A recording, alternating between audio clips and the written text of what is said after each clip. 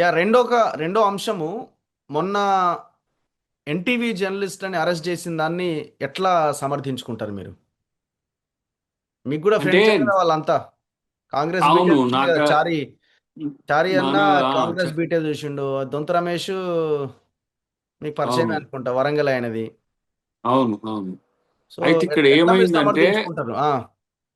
సమర్థన కంటే కూడా ఇలాంటి ప్రసారాల వల్ల ఉమ్, ఐఏఎస్ ఐపీఎస్ అధికారులు అనేది కాదు నాయకులు కూడా కొంత మనస్తాపానికి చెంది ఇప్పుడు వెంకరెడ్డి గారు ఏకంగా నాకు ఇంత విషయం ఇచ్చి చంపరాదురు ఇట్లా ప్రచారం చేసేదానికి అనే కాడికి వచ్చి ఉమ్, అలాంటి వార్తలు వేసుకోవడము ఆన్ రికార్డ్ అయినా ఆఫ్ ది రికార్డ్ అయినా మంచిదా మనకు అనేది ఆత్మపరిశీలన చేసుకుంటే మంచిదని నా అభిప్రాయం.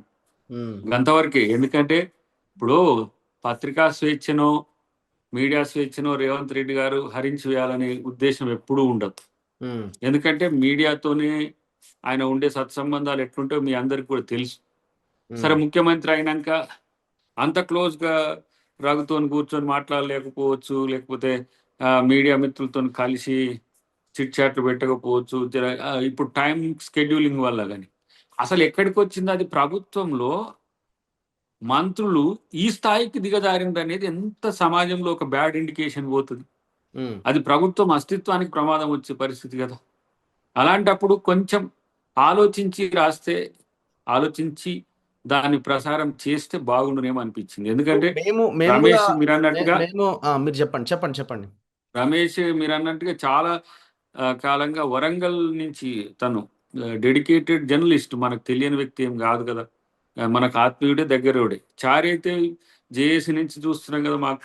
మేము లీడర్‌లుగా ఎదుగుతున్నాం. వాళ్ళు జర్నలిస్ట్‌గా ఎదిగిండ్రు. ఇంకో మిత్రుడు కూడా ముగ్గురు ఇది కూడా వాళ్ళేమి ఏదో ఆహ్, దేశద్రోహమో లేకపోతే రాజద్రోహమో చేసిండ్రనేది కాదు. ఎథికల్ ఇష్యూస్ వస్తున్నాయి అక్కడ. ఉమ్. సో ఆ వార్త ప్రొవొకేటెడా అంటే ఏమో. అది ఆ కోణం నుంచి ప్రభుత్వం మరి ఎంక్వైరీ చేసినాక ఏమంటదో గానీ, కొంచెం ఇది మాత్రం ఏమైందంటే వెంకటరెడ్డి గారనే గాదు. ఇతర మంత్రుల మీద గూడా ఏమైతుంది అబ్యూజింగ్ చేసే విధంగా ఉన్నది. అది అంటే వ్యక్తిగత ఇప్పుడు నా హననం. ఇప్పుడు పాయింట్, ఎంత సరే మీరు వార్త అన్నారు. ఖచ్చితంగా ఆధారాలు లేకుండా, ఎవిడెన్స్ లేకుండా ఒక వార్తని రాయడానికి వీల్లేదు. అది కూడా కొంత చాలా దారుణంగా ఆ వార్త ఉన్నది. దాన్ని అందరూ ఖండిస్తున్నారు. అంతా బానే ఉన్నది. కానీ ఇక్కడ పాయింట్, ఎవరిని అరెస్ట్ చేయాలి? నెంబర్ 1, మీరు అరెస్ట్ చేసింది ఎవరిని? అసల ఆ వార్త ఎక్కడి నుంచి ఎట్లా వస్తదన్నది మేము ఒక జర్నలిస్ట్‌గా, శాటిలైట్ ఛానెల్‌లో పనిచేసిన వ్యక్తులుగా ఇట్లాంటి ఒక కంటెంట్‌ని స్క్రీన్ ప్లే అంటే స్క్రీన్ ముందు పెట్టాలి అని అంటే ఖచ్చితంగా అది చైర్మన్ డెస్క్ నుంచే వస్తుంది 100%. దాంట్లో డౌట్ పడాల్సిన అక్కరేలే. అసలు అది అవుట్పుట్ ఎడిటర్ స్థాయిలోనో లేకపోతే ఇంకోటి దగ్గర స్థాయిలోనో ఒకవేళ వాళ్ళు దాన్ని తయారు చేసినా అల్టిమేట్గా మళ్ళీ చైర్మన్కి చెప్తారు, ఇక పలానా ఇది ఉన్నది, మరి ఇది ఏమంటారా వద్దంటారా అని. అసలు ముగ్గురిని ఎందుకు మీరు ప్రధానంగా కార్నర్ చేశారు? నరేంద్ర చౌదరిని టచ్ చేయలేరు కాబట్టి, పెద్ద వ్యక్తి కాబట్టి వీళ్ళని ఏదో పెట్టి బెదిరించాలనుకున్నారా? సో రాబోయే రోజుల్లో ఇంకా ఎవరు ఇలాంటి వార్తలు రాయకుండా ఒక హెచ్చరికలాగా ఉండాలని ఈ ముగ్గురిని బలి చేసిర్రా? ఎట్లా ఎట్లా అర్థం చేసుకోవాలి దీన్ని? ఇప్పుడు మనకు తెలుగు ఛానల్స్‌లో ఏమైందంటే ఉమ్, 2 రాష్ట్రాలకు సంబంధించిన అంశంలో ఇన్‌పుట్ ఎడిటర్లు డిఫరెంట్‌గా ఉంటారు. ఉమ్, ఏది 2 ప్రాంతాల్లో టెలికాస్ట్ అయ్యేదానికి. ఉమ్, అట్లాంటి అట్లాంటి పరిస్థితుల్లో కొంత డిస్క్రిషన్ అనేది ఇన్పుట్ ఎడిటర్ స్థాయికి ఉండడం వల్ల మనోన్ని రమేష్‌ను లక్ష్యం అయిందని నేను అనుకుంటున్నా. ఓకే. అన్ని విషయాలు ఆఫ్‌కోర్స్ చైర్మన్ డెస్క్ నుంచే పోయినప్పటికి గూడా, ఉమ్, ఆ విషయంలో ఎంత మేరకు సరే చౌదరి గారికి తెలుసు అనే విషయాన్ని అది మనకు కూడా తెలియదు గానీ, ఉమ్, ఆ ప్రాథమిక విచారణకు సంబంధించిన అంశంలో ఇది ఒక హెచ్చరిక లాంటిది మాత్రమే. ఉమ్. అంటే ఇట్లాంటి మీరు మీకు ఏ స్వేచ్ఛ ఈ సీఎం మీదనే ఏంది బైక్ మీద తిరుగుతున్నాడని రాసిర్రు. ఉమ్, ఇంకా ఇంకా అనెతికల్ గా ఎన్నెన్ని ప్రచారాలు చేస్తుండ్రు మంత్రుల మీద అయ్యన్ని. ఉమ్. దాని విషయంలో ఏ రోజైనా ముఖ్యమంత్రి గారిని ఇట్లా నవ్వుకుంటాడు ఆయన. ఎవరు ఇక అదొక కార్టూన్ టైప్ ఆ అయిపోతుంది. బైక్ మీద వచ్చిందన్నది బీఆర్ఎస్ వాళ్ళు లేకపోతే అవతల ఉన్న ఎవరో ఒకరు క్రియేట్ చేసిన ఒక ఒక పేజ్ అండి అది. అంటే ఒక పేపర్లో వచ్చిన వార్తలాగా క్రియేట్ నేనేమంటున్నా చేసి అంటే సోషల్ మీడియాలో పేపర్లు వదిలేండారు వచ్చే దాన్ని. వార్త ఉమ్, మనం ఇక్కడ ఒకటి ఆలోచించాలి రఘు. ఒకటి ఆ, ఆ, ఇప్పుడు మెయిన్ స్ట్రీమ్ మీడియాలో పత్రికలు, టీవీ సంస్థలు ఉన్నాయి. కొన్ని అధికారికంగా పబ్లిక్ డొమైన్ లో ఉండే వెబ్సైట్లు కూడా ఉన్నాయి, వెబ్సైట్ ద్వారా జరిగేవి కూడా ఉన్నాయి. ఉమ్, సెకండరీ మనకు సోషల్ మీడియా. థర్డ్ ఇవి ఏది ప్రాపగండా ఛానల్స్ ఉంటాయి. ఉమ్, వాటికి ఊరు పేరు ఏది ఉండదు. కానీ ఇక్కడ ఏమైతుందంటే ఈ ప్రాపగండా ఛానల్స్ లో వచ్చే కంటెంట్ మెయిన్ స్ట్రీమ్ ఛానల్స్ లో వస్తే ఏమవుతుందంటే దీనికి దానికి తేడా ఉంది. ఉమ్, ఇప్పుడు మన తొలి వెలుగు అనేది ఒకటి చెప్తుంది అని అంటే అరెస్ట్ అని కాదు, దేనికైనా సిద్ధపడి మీరు చెప్తారు. మీరు అవును. ఏమన్నా లీగల్ గా తీసుకోరని చెప్తారు. ఎవరు అని అంటే మీరు, తర్వాత మీ బాస్ వస్తాడు లెక్కకు.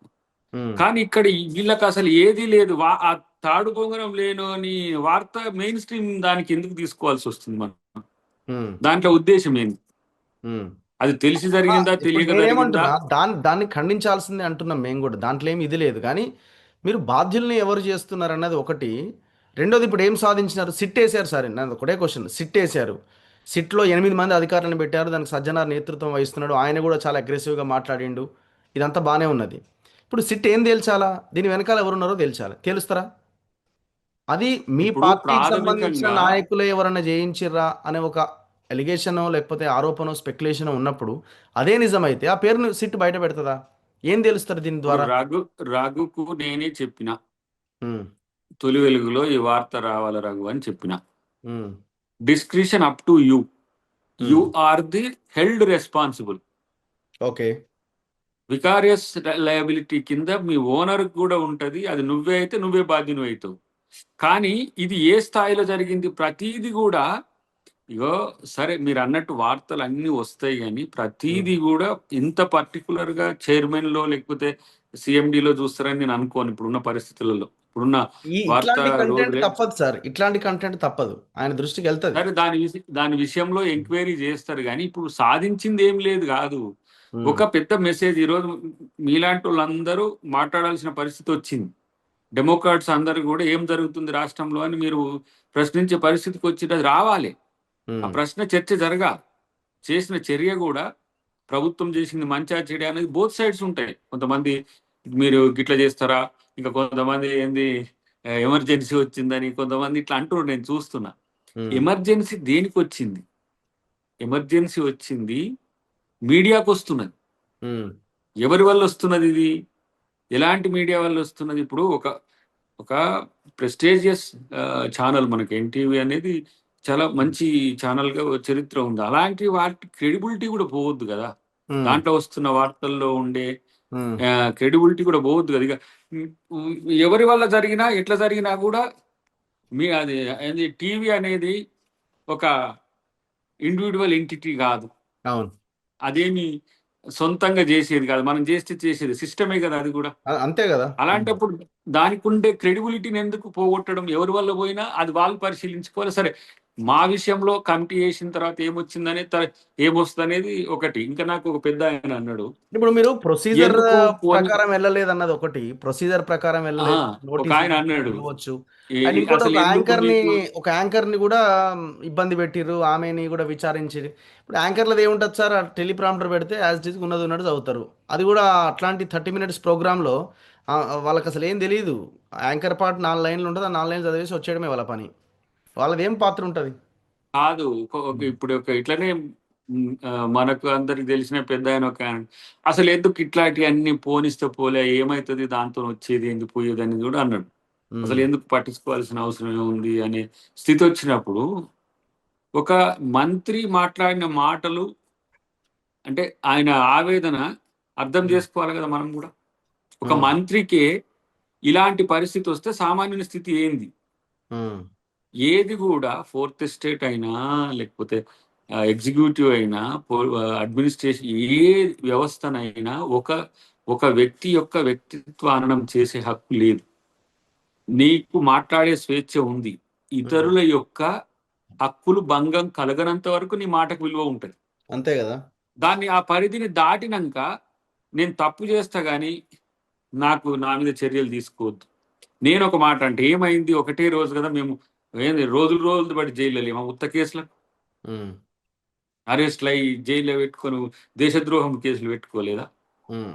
కాబట్టి ఇట్లాంటి పరిస్థితిని ప్రభుత్వం ఎంత సీరియస్ గా తీసుకుంది అనేది కూడా గమనించండి మీరు.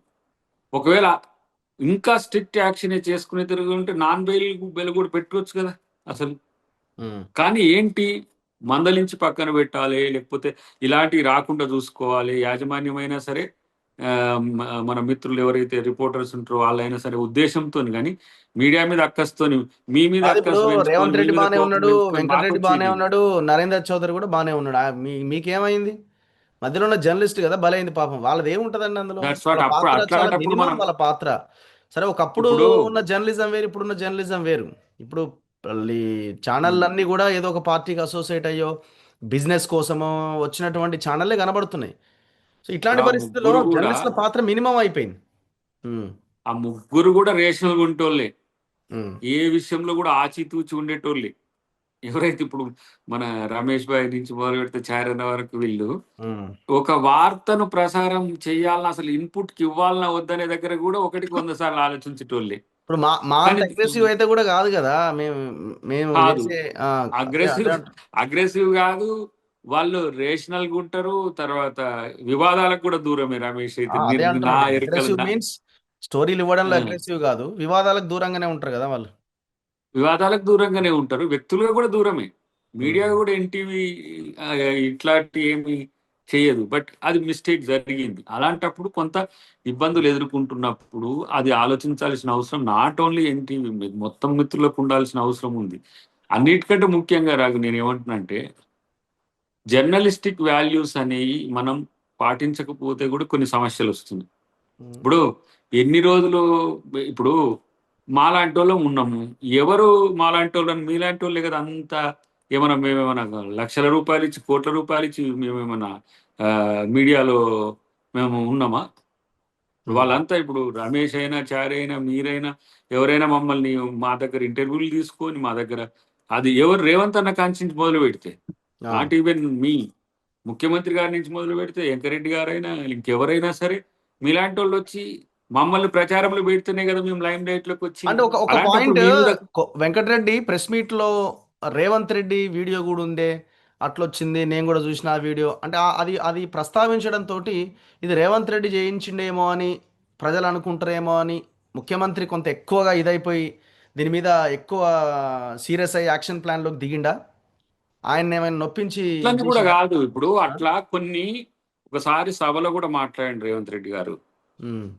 మా పర్సనల్ గా మా ఇంటి మీదకి, మా ఇంట్లో ఆడవాళ్ళ మీదకి, మా ఇంట్లో కుటుంబ సభ్యుల మీదకి కూడా వస్తారా అని చెప్పేసి చాలా సీరియస్ పదజాలంతోనే అప్పుడు సభలోనే మాట్లాడింది. చాలా మందికి సరే అప్పుడు అనలేక అనలేదు. ఓకే.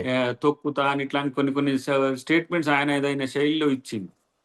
కొంచెము ఇర్రేషనల్ గా ఉండే వాటి పట్ల జాగ్రత్తగా ఉండాల్సిన అవసరం మన మిత్రులకు కూడా ఉంది. ఉమ్. ఎందుకంటే మేము కూడా జర్నలిస్ట్ సమాజం నుంచి, జర్నలిస్ట్ సమాజం గురించి, జర్నలిస్ట్ సమాజం నుంచి వచ్చిన వాళ్ళమే కాబట్టి ఆ విలువలు ఎట్లుంటాయి, దానికి సంబంధించి ఎంత త్యాగాలు ఉంటాయి, ఇవి తెలియని వ్యక్తులం కాం కదా. తను కూడా ముఖ్యమంత్రి గారైనా ఎవరైనా ఇప్పుడు ఉమ్. ఒక మాట అనుకుందాం. కాని కాని మాటను మీరు పబ్లిసైజ్ చేస్తే దాన్ని మార్చుకోవడానికి ఎంత నీవు జీవితకాలం కష్టపడ్డా కాదు. అలాంటి చేయడం అనేది ఎంత మేరకు సబబు అనే దాని విషయంలో ఆలోచించాల్సిన అవసరం ఉంది. ఇప్పుడు కొంచెం నా ఆ, దృష్టిలో ఏంటంటే ఈ సోషల్ మీడియా కూడా అనను. సోషల్ మీడియాలో చాలా మంది 90% వాళ్ళు ఉన్న వాస్తవాలు చెప్తున్నారు సోషల్ మీడియాలో. ఉమ్. కానీ ఈ ఏవైతే ఈ ప్రాపగండా, పార్టీల ప్రాపగండా పేరు మీద వస్తున్న ఛానల్స్ మీడియాలో ఉంటాయి కదా, ప్రాపగండా టీం అవి. వాటి వాటిని మనం టీవీ ఛానల్ ఏ పార్టీకి ప్రాపగండా చేయవు. లీన్ ఉంటాయి. లీన్ అంటే ఉమ్. కొంచెం అటు టిల్ట్ అయితే వాళ్ళకి అనుకూలంగా రాస్తాయి, వీళ్ళకి కొన్ని ఎవరికి అనుకూలంగా ఉండవు, కొన్ని ఎటు న్యాయం ఉంటే అటు చేస్తాయి. కానీ కొందరు మాత్రం ఉద్దేశపూర్వకంగా చేసే వాటి లాగా మరి ఇప్పుడు ఇప్పుడు మనం మీరు నమ్మి ఆ లెక్కన మీరు చూసుకుంటే మీరు చూడండి, ప్రతి పార్టీకి సోషల్ మీడియా ఉంది. సరే, ఒక పార్టీకి ఎక్కువ ఉండొచ్చు, ఒక పార్టీకి పైసలు ఎక్కువ ఖర్చు పెట్టి ఆ, బాగా చేస్తుండొచ్చు. కొంతమంది లీడర్లు కూడా సపరేట్గా 20-30 మంది టీంను పెట్టుకొని ఉన్న కొంతమంది ఎంపీలు లీడర్లు కూడా ఉన్నారు సోషల్ మీడియాలో. అట్లాంటి వాళ్ళు చేస్తున్న దుష్ప్రచారాన్ని మనం మీరు ఎందుకు దాని మీద ఫోకస్ చేయరు? ఇప్పుడు దట్స్ పార్టీలు వాట్. ఇప్పుడు ఇప్పుడు డిజిటల్ మీ ఒకటి party digital social media media. BRS మీద, బీఆర్ఎస్ సోషల్ మీడియా మీ మీద, బీజేపీ వాళ్ళు ఇంకోరి మీద, బీజేపీ మీద మీ ఇంకొకరు. ఇది చాలా విస్తృతంగా ఇప్పుడు ఉన్నది కదా. డిజిటల్ మీడియా ఉమ్, డిజిటల్ మీడియా రిజిస్ట్రేషన్ అనేది ఉమ్, సరళం చేసినాక, ఉమ్, ఇప్పుడు డిజిటల్ మీడియాలో ఫక్త్ ఇప్పుడు అది ఏడిఆర్ ఛానల్ అని పెట్టుకుంటాడు. నేను ఎందుకు పెట్టుకోను అంటే, నేను ఆర్గానిక్ గా ఉండాలని నేను యూట్యూబ్ ఇట్లాంటివి పెట్టాను. కానీ చాలా మంది మిత్రులు పెట్టిండ్రు. ఉమ్, అవి వ్యక్తిగతంగా వాళ్ళ పేరు మీద ఉంటాయి కాబట్టి వాళ్ళు తప్పు చేయడానికి అవకాశం లేదు. కొన్ని గోస్ట్ యూట్యూబ్ ఛానల్స్ ఉన్నాయి. గోస్ట్, వాటికి పేరు ఎవరు ఉమ్, పెడతారో దాని వెనక ఎవరు ఉండరు, వాళ్ళు చేసే ప్రచారం ఉంటుంది. ఇప్పుడు కొన్ని రిజిస్టర్డ్ డిజిటల్ ఆర్గనైజేషన్స్ ఉన్నాయి. మీరు కానీ, మన కాలోజీ కానీ, లేకపోతే కొన్ని మన ఉన్నాయి. వీటిని వీళ్ళు రిజిస్టర్ అయి ఉన్నారు సొసైటీలో కాబట్టి, ఏం చెప్తే నాకు ఎలాంటి పేరు వస్తుంది, మంచి వార్తలు ఇస్తే మంచి పేరు వస్తుంది, ఇన్వెస్టిగేటివ్ జర్నలిజం చేస్తే నాకు మంచి పేరు వస్తుంది, దానికి ఇట్లా ఉంటుంది. కానీ వీళ్ళు మన ఏంటి కూలోళ్ళు చేసినట్టే చేసుకుంటూ ప్రతిసారి రేవంత్ రెడ్డి గారి మీద, క్యాబినెట్ మీద, వాళ్ళ మీద, వీళ్ళ మీద చేయడం అనేది పద్ధతిగా లేదు. అది ఉమ్. పార్టీ స్పాన్సర్డ్ ప్రాపగండా ఏమంటాం మీడియా లెక్క ఉన్నారు. వాళ్ళ వాటిని మనం ఇప్పుడు పొద్దున్న లేస్తే నమ్మే టీవీ ఛానల్లో అబద్ధాలు రావద్దు. యా. మిమ్మల్ని చూసి మేము రెస్పాండ్ అవుతాం. ఉమ్, మీరే తప్పు చెప్పిండ్రు అనుకో, ఉమ్, దానివల్ల మేము తప్పు అయిపోతాం కదా. అది చూసి వినడం ద్వారా అది తప్పు అవుతుంది. కాబట్టి ఇది జరిగిన సంఘటన ఒక రకంగా దురదృష్టకరమే, జరగకూడదు. అలా ఉమ్. జరిగింది. జరిగిన దానికి ఆ మాత్రమైన ఒక ఒక ప్రెషర్ ఇప్పుడు ఇప్పుడు ఉండకపోతే నేనేమంటున్నా, ఇప్పుడు మాలాంటి ఏమైతుంది? ఇప్పుడు నేనేమంటున్నా, మాలాంటి వాళ్ళం చాలా ఆ, కుంభకోణాలు, స్కామ్స్ మేము బయట పెడుతున్నాం. చాలా చాలా అంటే చాలా తిరుగుతున్నాం, పెడుతున్నాము. దేని మీద సిట్ లేదు కదా. చాలా ఇష్యూస్, కొన్ని మిలియన్స్ ఆఫ్ వ్యూస్ వచ్చిన వీడియోస్ కూడా ఉన్నాయి. పబ్లిక్లో ఒక చర్చకు కూడా దారి తీసింది. అయినా కూడా వాటి మీద మీరు సిట్లు అయ్యారు, ఏమయ్యారు. ఇప్పుడు లీడర్ల విషయానికి వచ్చేసరికి మీ పర్సనల్ ఇది దెబ్బతిన్నదని మీరు వాటి మీద సిట్లు వేసి విచారణ చేస్తున్నారు. మరి మిగతా వాటి మీద నేనేమంటున్నా అంటే, ఎందుకు సిట్లు వేయరు? నీకున్న రైట్ కూడా ఉన్నది, దాన్ని వాడుకోవట్లేవు. ఉమ్, నీకు ఒక రైట్ ఉంది. ఉమ్, నువ్వు చేసే ఏదైతే జర్నలిజం ఉందో దాన్ని కోర్టుకు కూడా సమర్పించవచ్చు. ఉమ్, అదే ఎఫ్ఐఆర్ గా కూడా తీసుకుంటారు. ఉమ్. ఆ ప్రయత్నం ఆ నుంచి ఎక్స్టెండ్ అయితే మీకు ప్రభుత్వం మీరు సార్, ఇప్పుడు చేసిన మీరు వాటి కోర్టుకు విషయంలో పోవాలంటే ఒక అడ్వకేట్ బ్యాక్గ్రౌండ్, ఒక పెట్టుకోవాలి, నిమిషం, అడ్వకేట్ని పెట్టుకోవాలి. బ్యాక్గ్రౌండ్ ఏం జరుగుతుందో కూడా మీరు ఫీడ్బ్యాక్ తీసుకోవాలి కొన్నిటికి. ఆ, మీరు చేసిన వార్తా కథనాల్లో ఉమ్, దాని తర్వాత జరిగిన, ఇప్పుడు ఇంతకు ముందు కొంతమంది చేసేటోళ్ళు దీని ఏంది ఎఫెక్ట్ అని చెప్పేసి, మా టీవీ ఎఫెక్ట్, మా అవును. పేపర్ ఎఫెక్ట్ అని వాళ్ళ సబ్ టైటిల్. నీ నీ టీవీ ఎఫెక్ట్ ఏందో నువ్వు ఒకసారి వెనకసారి నువ్వు చేసిన వాటి విషయాల్లో జరిగిన సంఘటనలు కూడా నువ్వు సరి చూసుకో. ఎందుకంటే నువ్వు చేసుకుంటూ పోతూనే ఉన్నావు అంతే. అదే. కాబట్టి డెఫినెట్ గా వాటికి అది తప్పు అయితే వాళ్ళని ఇంకా కరెక్ట్ చేయడానికి ప్రభుత్వం ఏం ప్రయత్నం చేయదు. యా. బట్ వేరాజ్ నేను అంటే ఈ సెన్సిటివ్ అంశం ఇంత కీ కీన్ గా ఎందుకు చర్చిస్తున్నా అంటే, ఇప్పుడు మమ్మల్ని కూడా అంటారు చాలా మంది, ఉమ్. ఫలానా ఆయన చేపిస్తున్న దానికి నువ్వు ఎందుకు పోతావు, వాళ్ళు ఉమ్. మనకు వ్యతిరేకం. ఉమ్. ఫలానోళ్ళు చేస్తున్న దానికి నువ్వు ఎందుకు పోతావు, ఆ, వాళ్ళు ముఖ్యమంత్రిని టార్గెట్ చేస్తుంది. యా. ఫలానోళ్ళు చేసిన దానికి ఎందుకు పోతున్నావు, మన ఉమ్. జిల్లా మంత్రులు ఇట్లా అంటుండు, ఫలానా ఇట్లా వస్తాయి. నేను ఉమ్. మీడియాగా చూస్తా. ఓకే. మీడియా అది ఏదైనా సరే, నేను ఇప్పుడు నా పార్టీని వ్యతిరేకించే, నా ప్రభుత్వాన్ని వ్యతిరేకించే మీడియా అయినా సరే, నేను అక్కడ పోయి కొట్లాడిన రోజులు ఉన్నాయి. యా. ఇప్పుడే కాదు, 10 సంవత్సరాల నుంచి కాంగ్రెస్ పార్టీ మీద దుమ్మెత్తి పోసే ఛానళ్ళ కాడికి పోయి న్యూట్రలైజ్ చేసుకున్న రోజులు ఉన్నాయి నాకు తెలిసి. ఓకే, లాస్ట్ కాబట్టి క్వశ్చన్ మనకి. ఇలాంటి